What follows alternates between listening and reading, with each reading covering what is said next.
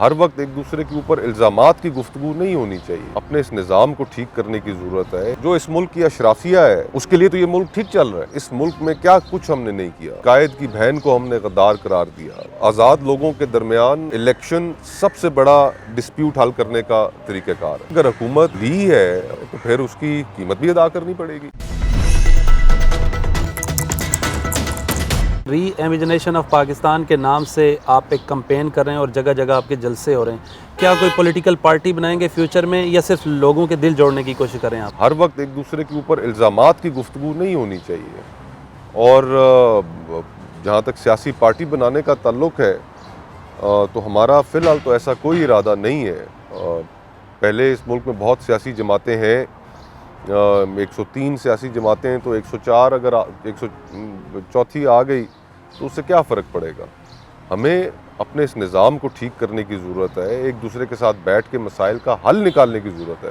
مسائل بھی ہمیں پتہ ہیں, آپ کو پتہ ہے, مجھے پتہ ہے, یہ جو بھائی ویڈیو بنا رہے ہیں ان کو پتہ ہے. اس ملک میں آپ سڑکوں پہ چلے جائیں, بازاروں میں چلے جائیں, تھڑوں پہ بیٹھ جائیں, ریسٹورانٹس میں بیٹھ جائیں, ہر کسی کو مسائل کا پتہ ہے. حل کیا ہے؟ حل بھی تو نکال لیں نا. 75 سال ہو گئے ہیں. 75 سالوں میں تو ہم کسی چیز کا کوئی حل نہیں نکال سکے. تو کیا ہم اگلے 25 سال بھی اس طرح گزار دیں گے اور 100 سال جب انشاءاللہ پاکستان کے مکمل ہو رہے ہوں گے, بھائی صاحب آپ کے بھی بال سفید ہوئے ہوں گے, میرے تو ہونے کے قریب ہیں, تو اس وقت بھی اگر اللہ نے ہمیں زندگی دی, ہم بیٹھے, ہم یہی گفتگو کر رہے ہوئے, تو میرے خیال سے پھر مصطفیٰ صاحب اس چیز کا حل کیا ہے؟ کیسے یہ سارٹ آؤٹ ہوگا؟ پولیٹیکل پارٹیز ایک دوسرے کو قبول کرنے کو تیار نہیں ہیں, دل میں نفرتیں اتنی ہو چکی ہیں, کیسے یہ سارٹ آؤٹ ہوگا؟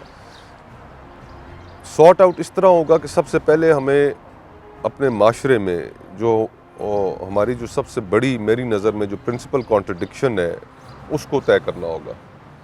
جو ایلیفنٹ ان دا روم ہے, جو ہمارے ملک میں 75 سالوں میں اسٹیبلشمنٹ کا اوور سائزڈ رول رہا ہماری سیاست میں, ڈائریکٹ ملٹری انٹرونشنز رہیں, انڈائریکٹ جو انوالومنٹ رہی, وہ ایک بہت بڑی وجہ رہی ہے اس ملک میں سیاست کی ناکامی کی, گورننس کی ناکامی کی, اور پولیٹیکل پارٹیز کہ وہ کچھ نہ کرنے کی جو وہ کرنا چاہتی تھی. بہت سی ہمارے سامنے مثالیں موجود ہیں. کوئی بھی وزیر اعظم اس ملک میں اپنی مدت پوری نہیں کر سکا.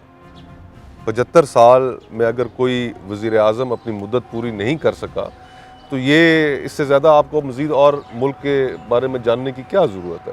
عدالتوں کو دیکھ لیں کہ اگر پبلک اکاؤنٹ کمیٹی ان سے پوچھتی ہے, ندیم افضل چند صاحب جب سربراہ تھے اس کمیٹی کے, تو انہوں نے رجسٹرار سپریم کورٹ کو خط لکھا کہ ہم یہ جاننا چاہتے ہیں کہ جو ٹیکس پیئر کا پیسہ ہے وہ کس طرح خرچ ہو رہا ہے, تو اس پہ ہم آپ کو بلانا چاہتے ہیں, آپ سے پوچھنا چاہتے ہیں. انہوں نے کہا آپ عدلیہ کی آزادی کے اندر مداخلت کر رہے ہیں. تو وہ اپنی انا قربان کرنے کے لیے تیار نہیں, تو یہ ملک پھر کیسے چلے گا؟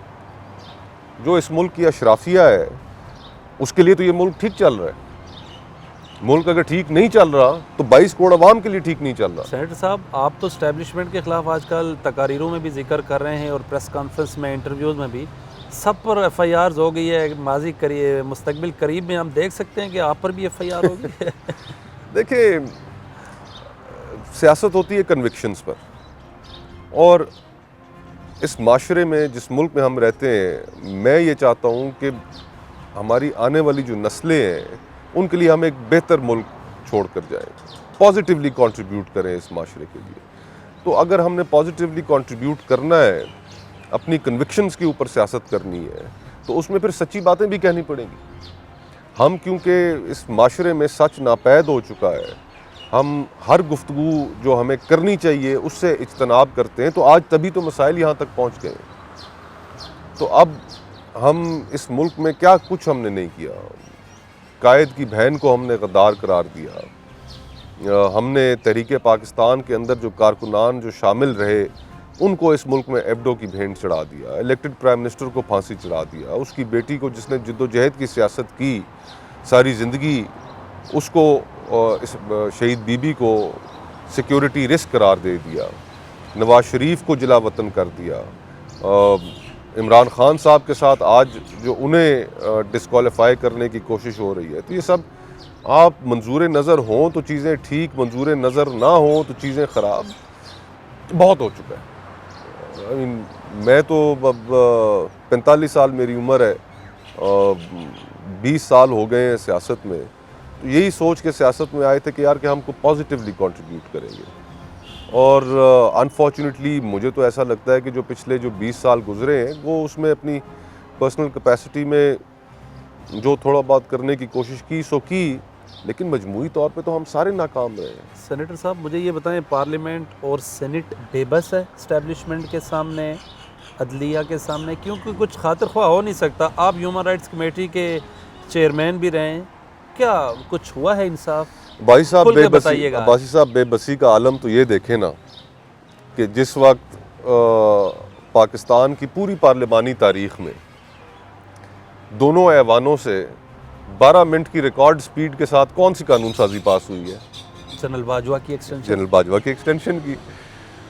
تو آپ اس پارلیمان کے جہاں پر عوام کی فلاح کے لیے اگر کوئی قانون سازی ہے، اس کے لیے ایک پروسیس ہے، اس پروسیس کے اندر ٹائم لگتا ہے، لیکن جہاں پر اس طرح کی لیجسلیشن سامنے آ گئی تو ایسے پاس ہوئی، تو ہم اب عوام دیکھیں، ہر آدمی جو ہے نا آج کل کے دور میں وہ شام کو ٹی وی ٹاک شوز بھی دیکھتا ہے اور یوٹیوب پہ بیٹھ کے 2-3 پروگرام بھی دیکھتا ہے،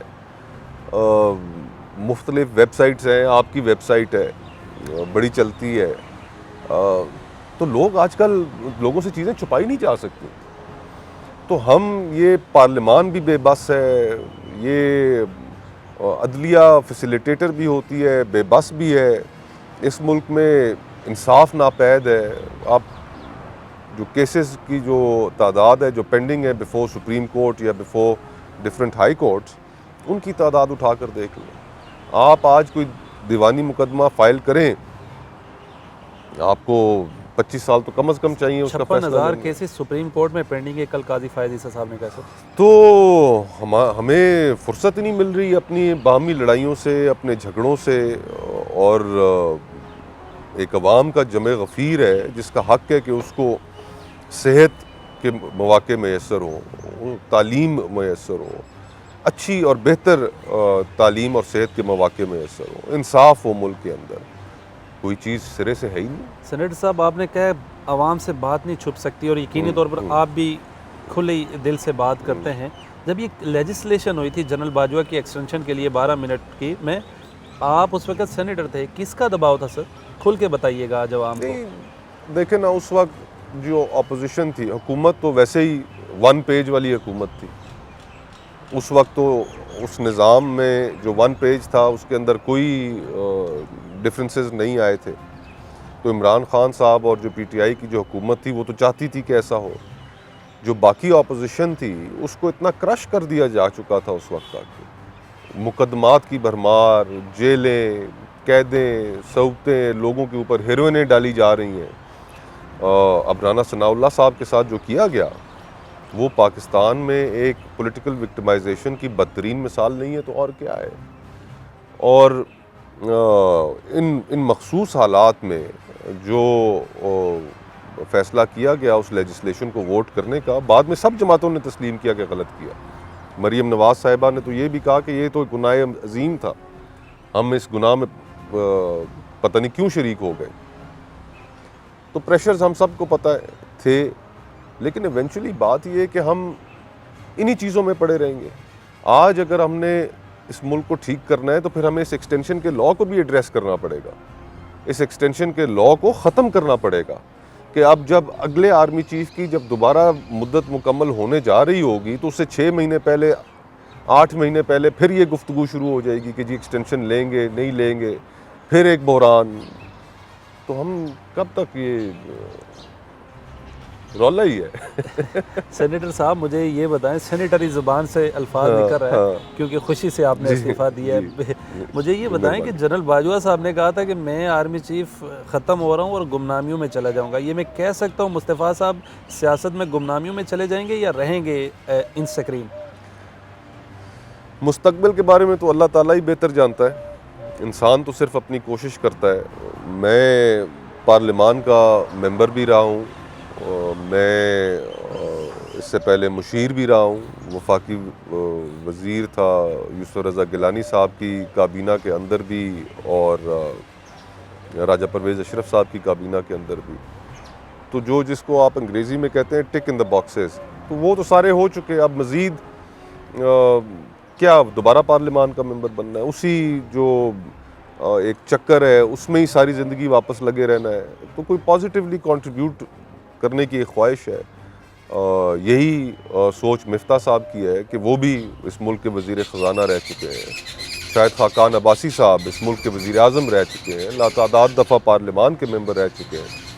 تو ہم سب کی خواہش تو اس وقت یہی ہے کہ یار پازیٹیولی کنٹریبیوٹ کریں، تاکہ یہ میں تو بلکہ کئی دفعہ سوچتا ہوں کہ ہم یہ جو ایک فکرہ ہم عموماً استعمال کرتے ہیں کہ آنے والی نسلوں کا ہم نے مستقبل بدلنا ہے، اگر آج ہم اپنے آپ کو بدلیں، چیزیں ٹھیک ڈائریکشن میں لے کر جائیں، ہم ان کا ماضی بدلنا چاہتے ہیں کہ وہ یہ سوچیں کہ یار کہ ہمارے ماضی کے اندر کچھ ایسے لوگ تھے کہ جنہوں نے کوشش کی اور آج ہماری زندگیاں بہتر ہیں. اس کا حل کیا ہے؟ الیکشن اس کا حل ہے یا پہلے مل بیٹھ کر کوئی لیجسلیشن کرنا، سپوز کسی بھی چیز پر ہو، یہ رول ریگولیشن سیٹ کرنا؟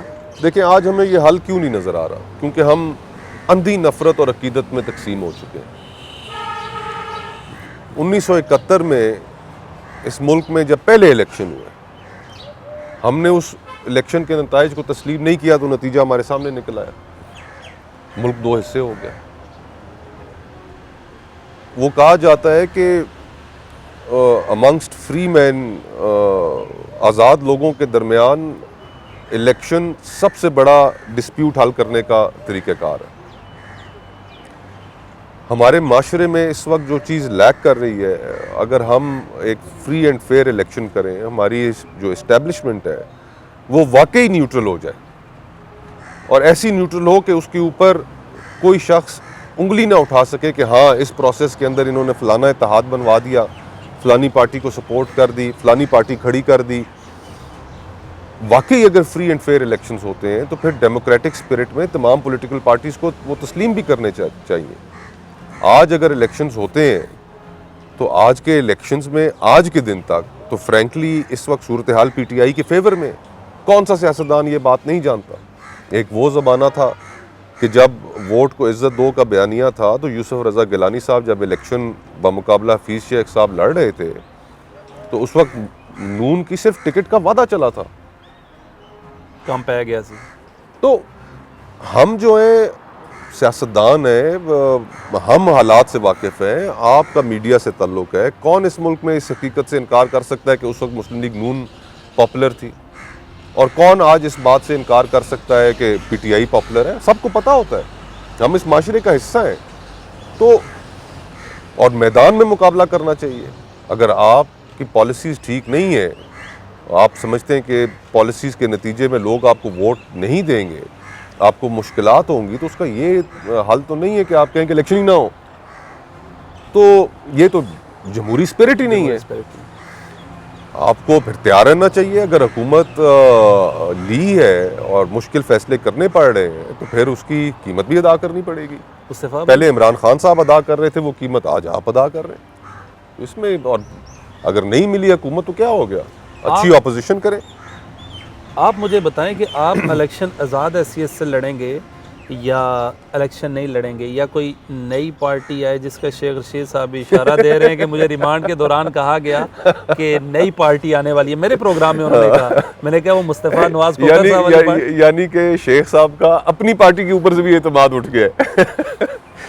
میرا پروگرام یہ ہے کہ آنے والا الیکشن آزاد حیثیت میں لڑوں. اس کی وجہ یہ ہے کہ اس وقت تمام جو سیاسی جماعتیں ہیں میری سوچ کے مطابق وہ ذہنی طور پر، نفسیاتی طور پر یہ تسلیم کر چکی ہیں کہ اسٹیبلشمنٹ کا اس ملک کی سیاست میں ایک رول ہے.